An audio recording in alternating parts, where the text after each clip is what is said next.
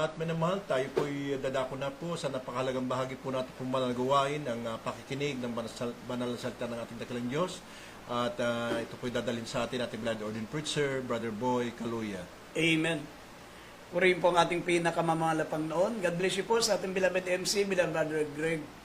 At ang pinakamataas sa pagsamba, pinakamataas sa pagpupuri, pagluwalhati, karangalan, ay para sa ating dakilang Diyos na ating pinaglilingkuran. At nagpapaabot po kami ng taus-pusong pagbati sa lahat po ng mga beloved children, the Almeida family, sa mga apo, mga manugang ng ating beloved pastor. Patuloy po natin inaalala mga di malilimutang aral ng ating beloved pastor Evangelist Wildy Estrada Almeida, gayon din ang ating beloved assistant pastor Lina C. Almeida. Sa lahat po ng ating mga webcast viewers, Luzon, Visayas, Mindanao, mga kapatiran po natin dito po sa Metro Manila, mga kapatiran natin dito po sa Olongapo City. Sa ating mga kapatiran dyan sa Bulacan, marami po tayong tagapakinig dyan. Maging sa dako po ng Cavite City, maligayang panonood po. Sa lahat po na naabot po ng ating banal na gawain, maging dyan po sa iba't ibang panig ng mundo, mga minamahal. Tayo po'y makisa, manalangin po muna tayo mga minamahal upang minsan pa maunawaan po natin ang mga banal na salita ng Diyos. Manalangin po tayo mga minamahal. Opo, dakilat mapagpala po namin ang mga Diyos na makapangyarihan sa lahat. Sa makapangyarihang pangalan ng aming pinakamamahal Jesus. Minsan pa malapang kami po humingi ng kapatawaran sa aming pagkukulang, sa aming mga kamalian, malapang patawarin mo po kami. Linisin mo po ang aming mga puso, gawin mo kaming karapat dapat magdala na yung banal at sagradong salita. Bigyan mo ng pananampalataya ang lahat po ng mga nanonood, lalo na po sa mga may taglay na karamdaman. Dalangin po namin, O Diyos, kayo po ang patuloy malapang noon na sumama sa amin pong banal na programa at amin sinasaway lahat ng gawa ng kalaban, demons of unbelief and doubts, demons of hindrances. We bind the power of darkness in Jesus' name. Amen and amen. Amen. Purihin pong ating dakilang Diyos, maminamag kayo, buksan po natin ang ating pambungad na talata. 2 Corinthians chapter 13, verse 5. Dito po sa ikalawang Korinto, Kabanata 13, talata 5, ganito po ang pagkasabi.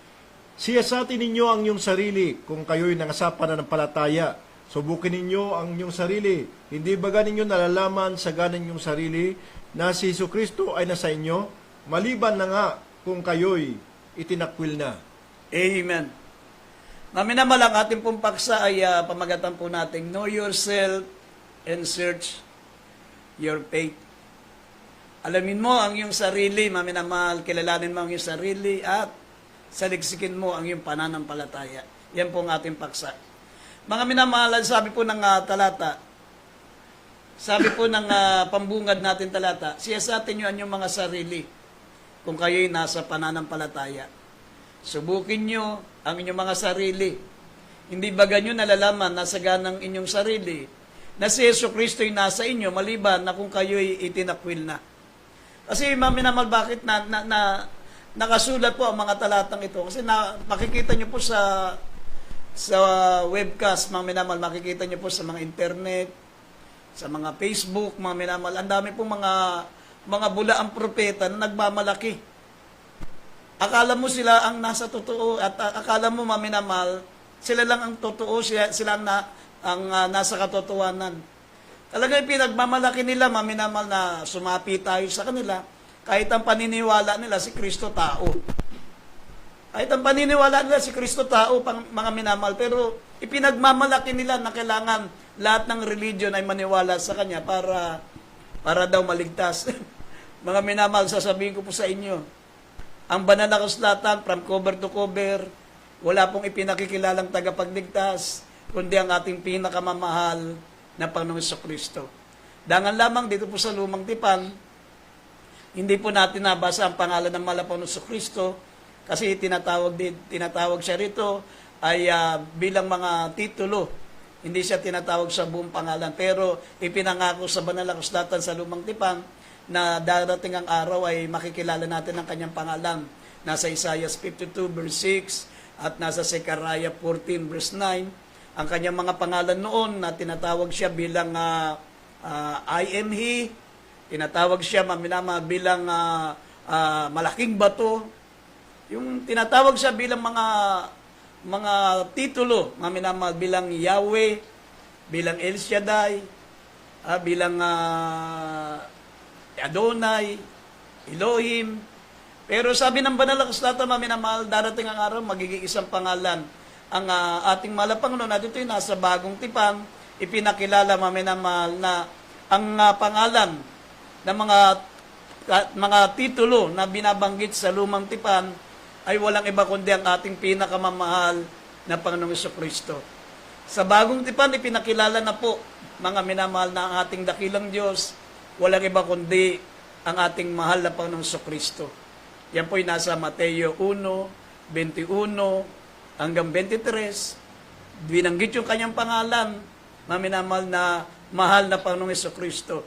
At ang sabi pa ng Philippians chapter 2, mga minamahal, verse 10 hanggang 11, ang sabi diyan, mga minamahal, na walang lahat ng tuhod, lahat ng dilay magpapayag ng pangalang Jesucristo, mga minamahal, ito po ang pangalan ng Diyos.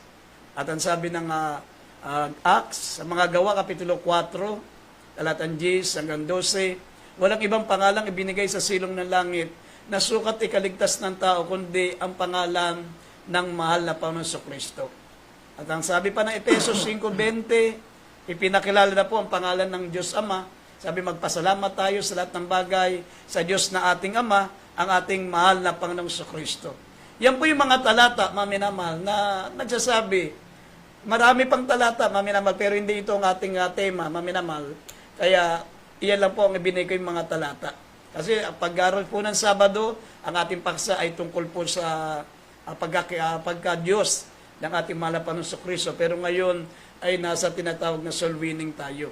Ang ating pamagat ay know your faith, or know yourself, and search your faith. Ngayon ang tanong, how to know yourself? Maminamahal, paano natin makikilala ang ating sarili? Sabi po rito, maminamahal, kung mababasa nyo ang Proverbs 23 verse 9 o verse 7, where the mind goes, the man goes. Ibig sabihin, maminamahal, kung anong laman ng ating isip, ganun ang nagiging ugali natin. Kaya nga, makikilala mo, maminamahal, ang yung sarili, kung anong laman ng isip mo. Sabi nga ng Biblia, kung mababasa rin natin ng Roma 8:6 at Galatia 6:8, maminamahal, basahin natin ang mga talata. Dito muna sa Proverbs 23 verse 7, Roma 8:6 at Galatia 6, talatang 8. Dito po sa Kawikaan, chapter 23 verse 7, sapagkat kung ano ang iniisip niya sa loob niya, ay gayon siya. Kumain ka, uminom ka, sabi niya sa iyo. Ngunit ang puso niya ay hindi sumasayo. Dito po sa Roma, Kabanata 8, talatay 6. Sapagkat ang kaisipan ng laman ay kamatayan, datapwat ang kaisipan ng Espiritu ay buhay at kapayapaan. Dito po sa Galatia, chapter 6, verse 8, sabi po, sapagkat ang naghahasik na sa kanyang sariling laman ay sa laman mag-aani ng kasiraan, datapat ang naghahasik sa Espiritu ay Espiritu mag-aani ng buhay na walang hanggang. Amen. Maminamahal, dapat po nating alamin sa ating mga sarili. Sabi, mga minamahal, know yourself. Malalaman mo, maminamahal, kung ano ang, kung sino ka, maminamahal. Sabi rito, know your mind. Alamin mo ang laman ng isip mo. Kasi kung sabi nga, sabagat kung anong iniisip sa loob niya, ay ganun siya. Kung ano yung laman ng isip mo, maminamahal, ganun ka. At tulad ng mga sinasabi ko po sa inyo, maminamahal, yung mga taong mahilig makipagdebate,